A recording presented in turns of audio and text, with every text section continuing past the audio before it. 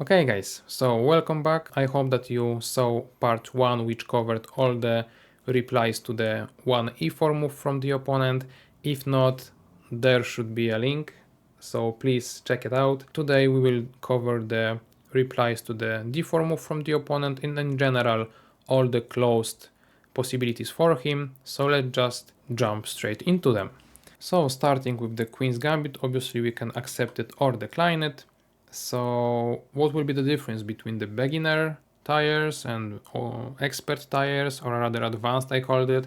So the difference would be that I believe that at our advanced level, accepting the Queen's Gambit it's not the most ambitious way to play against this opening, particularly mostly due to the fact that we are taking down the pressure in the center very quickly, meaning that there will be no pressure to one another and so on. And after those exchanges we might get a playable position, calm position, but I would like something more. I would like some possibility at least to fight for the opening advantage, or at least initiative if no advantage, meaning that obviously this is an amazing choice, but practically speaking I believe that there are plenty more better ones for sure. For example, declining the Queen's Gambit with the move e6. I believe this is the one of the best options to play against d4 in general. We can then switch to many different openings like Tarrasch, like semi-Slav. Maybe we can enter the Catalan territory if white opted to do so, and we can also have some good positions in this opening. So I believe that overall just declining Queen's Gambit offer both us and the opponent much better chances, and I myself am happy with it. I want to play electrifying games with the possibilities for both sides, meaning that at this point I will put it straight into the legendary status really.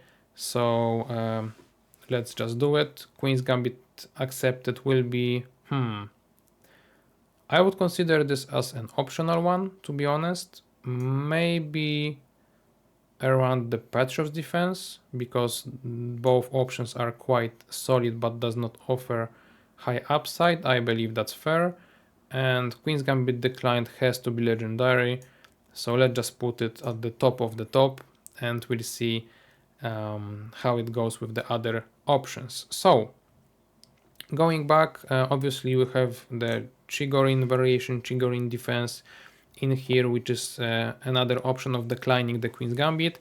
I believe it has some merit at lower levels because it might be quite a surprise and we can try to apply the pressure on the opponent immediately.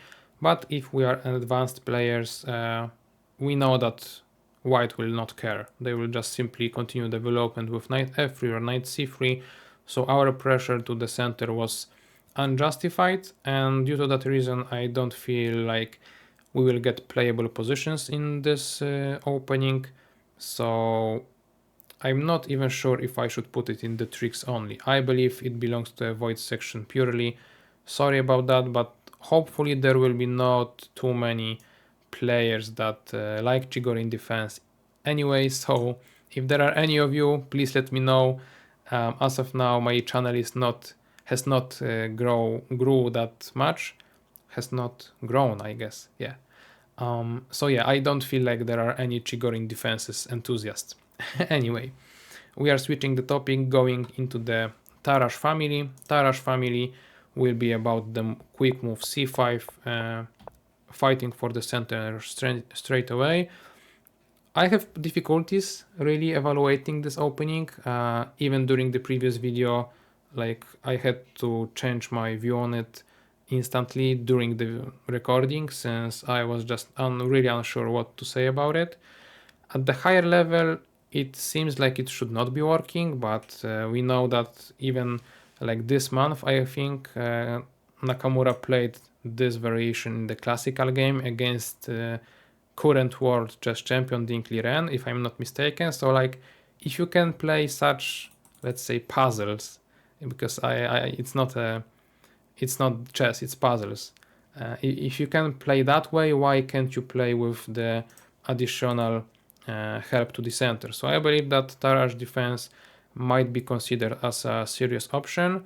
I would not say it's a top contender for the replies against d4 in general, mostly due to the fact that it will not work every time, because obviously white can play a little bit different move order and so on, but still I think that it's a decent option for sure for the shorter time controls, but for the classical here and there also it's a fine weapon. However, for the if you are building repertoire, a lifetime one, let's say, I would say that it's not working that well. So only as an addition, only as a surprise, but a reward might be quite high.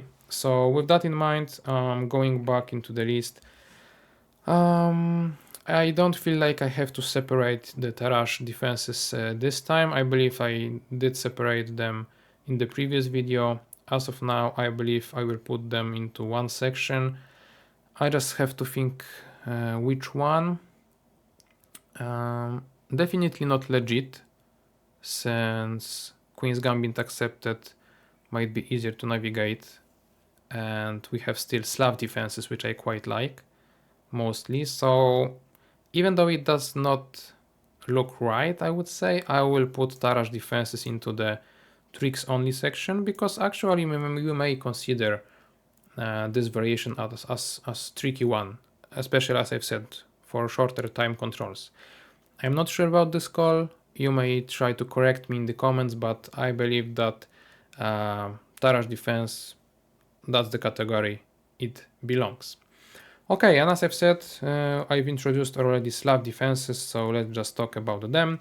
Slav defense is considered as a very solid setup. We play c6, and the biggest upside to it is that we are very solid, and if it suits our play style, we may play it quite nicely. However, the drawback, at least for me, would be that opponent can just capture on d5, and we are having ourselves quite a dry position, which ended in a draw like thousands of times already, or if not millions, meaning that if we want to spice things up, we have to perhaps have also something else rather than simply Slav defense on our mind, in our repertoire.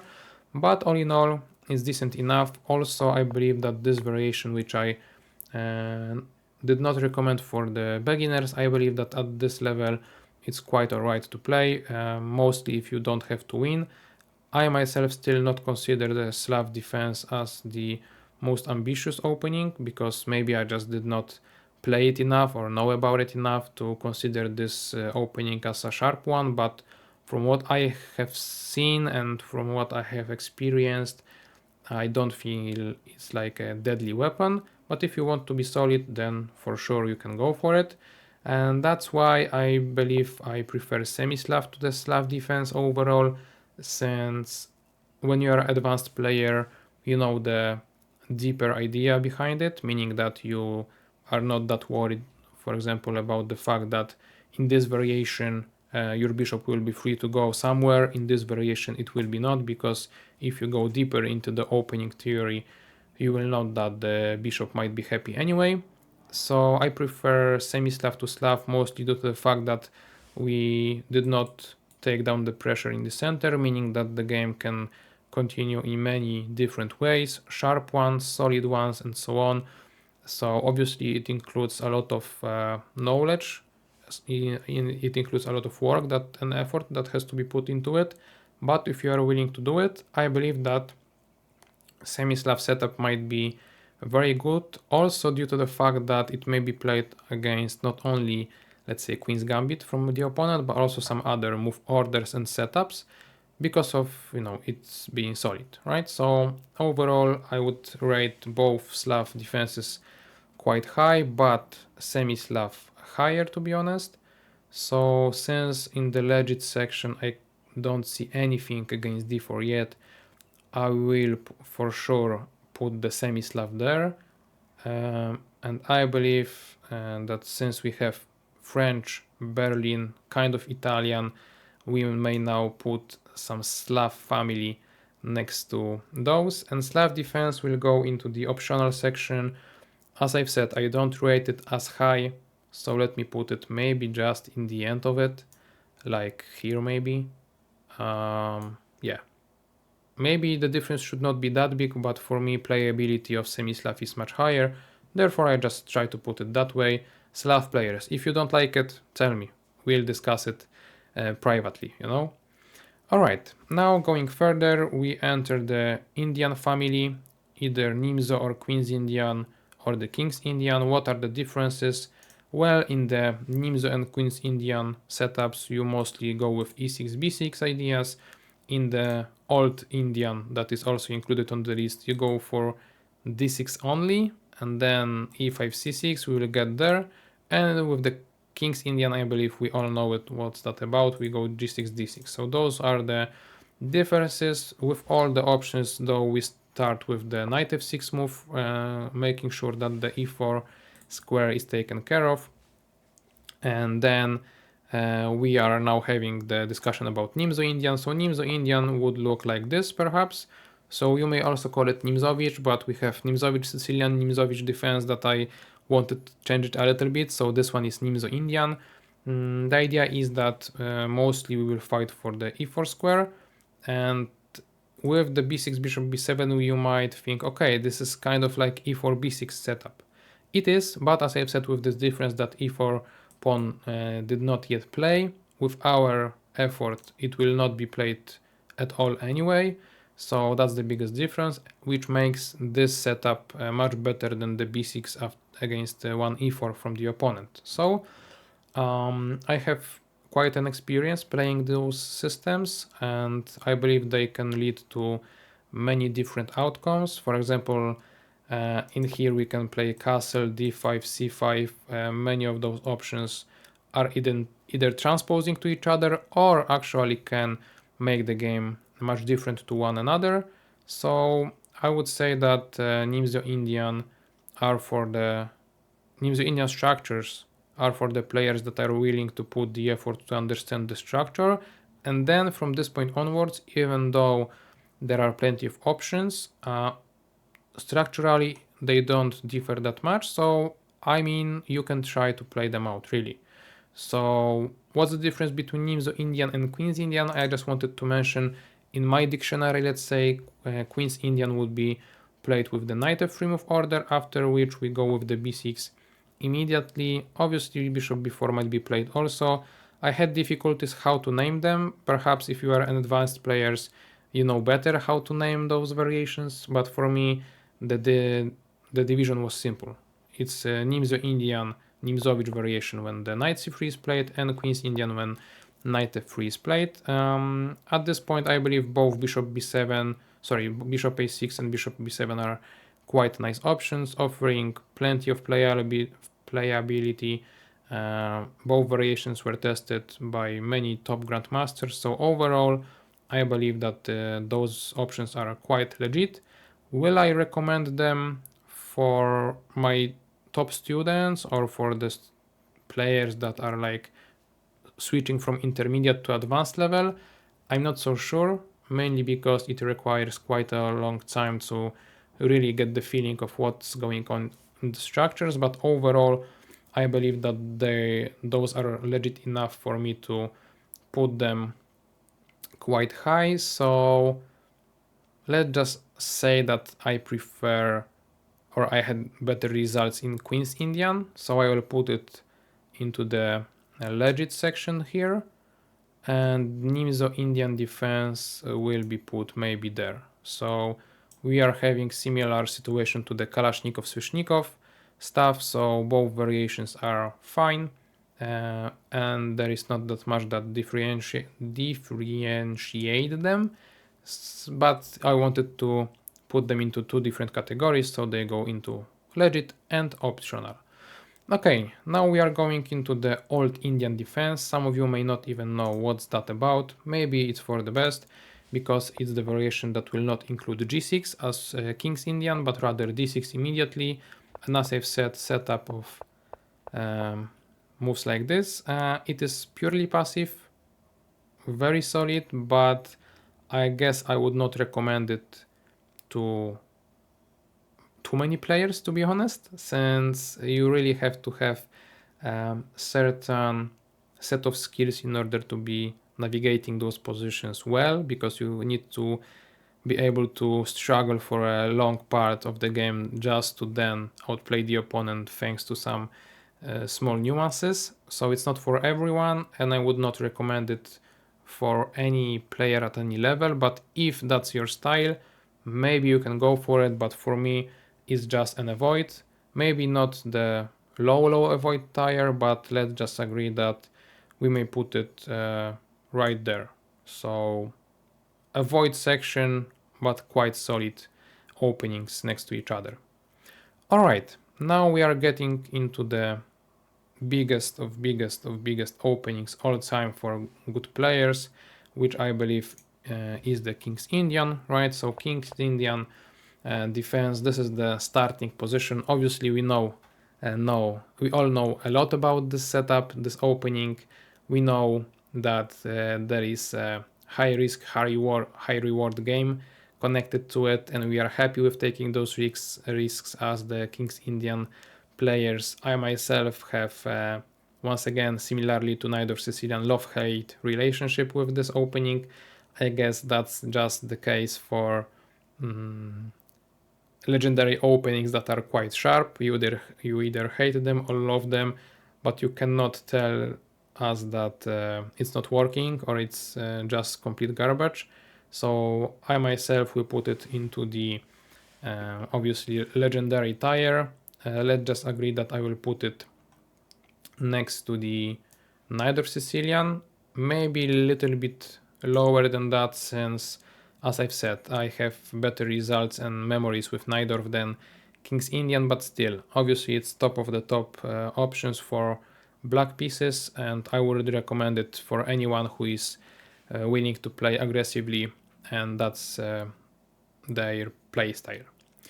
And with that, we are going into the other opening, which includes the fianchetto of the bishop, which is Grünfeld, but similarly to the beginner section, I would not advise it either to advanced players. I mean, if you are a top grandmaster with supercomputer that will calculate that you have ability to draw this specific variation in Grünfeld in like 34 moves, I mean, great, you can go for it if you really want, but overall this opening is considered as not practical one, to be honest, and I fully agree, due to the fact that dynamic of the position, at least for me, is that we are constantly fighting for the equality, because white has such a great center that we have to undermine it, and I'm just not sure if this is the correct dynamic in a chess game overall, meaning that I would rather just avoid the Grünfeld defense.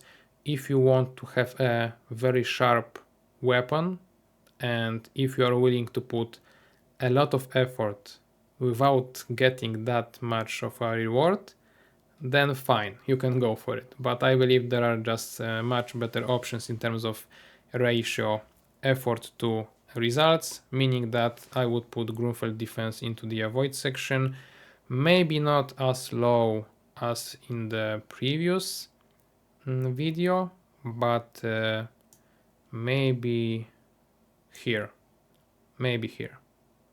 yeah, let's do it that way. Okay, two more to go. Benoni defense this time. I believe that at the top level Benoni defense is actually quite a nice option. Not only we have the possibility of the opponent being scared and playing a move like e3 on knight f3 or take on c5 and so on, which all lead to the variations that are not that great for white, and perhaps we will be happy to see them. But also when you are an advanced player, you are able to navigate the opening well enough to really go for it, meaning that I've discussed in the beginner section that let's say at this point it's hard for us as black to really come up with a plan. If you are an experienced player that put enough effort into Benoni structure, it may offer you great chances to play a dynamic, imbalanced position. And if you are feeling well in those, well, just try them out, play them forever so that you will become an expert and you can deal with the opponent's threats quite well.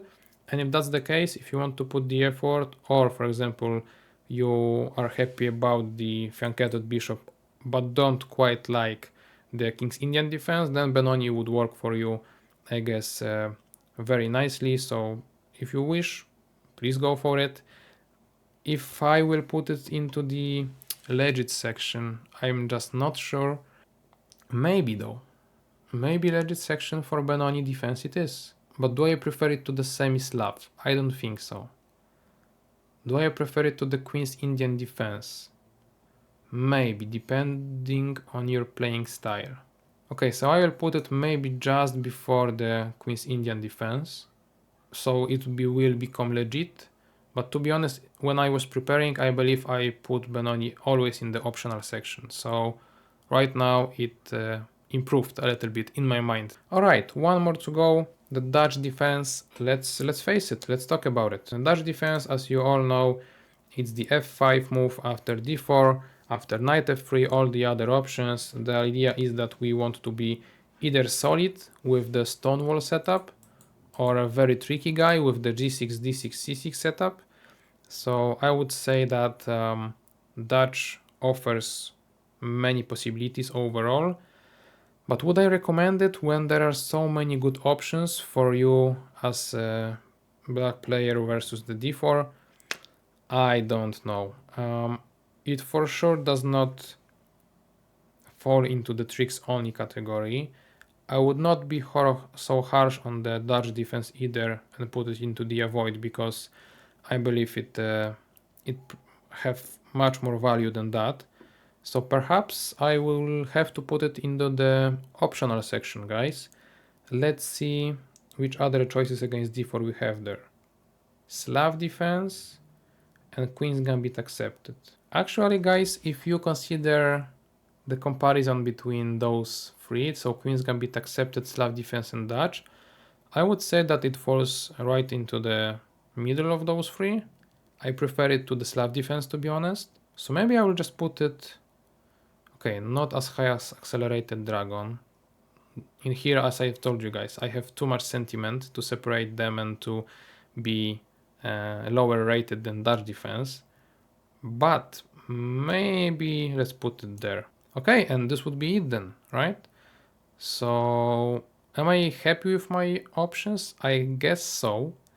Let me know in the comments what do you think about my choices. I am happy to hear that. And as of now, I believe we finished the openings from Black's perspective.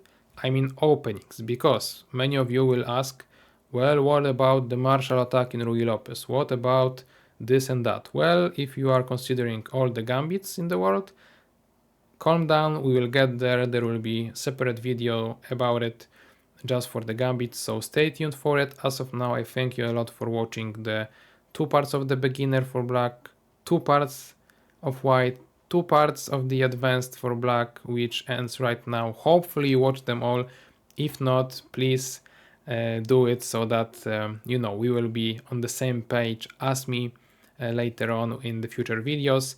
But as I've said, as of now, thank you very much. If you enjoyed this episode, leave a like, subscribe, and we'll see each other shortly. Bye bye.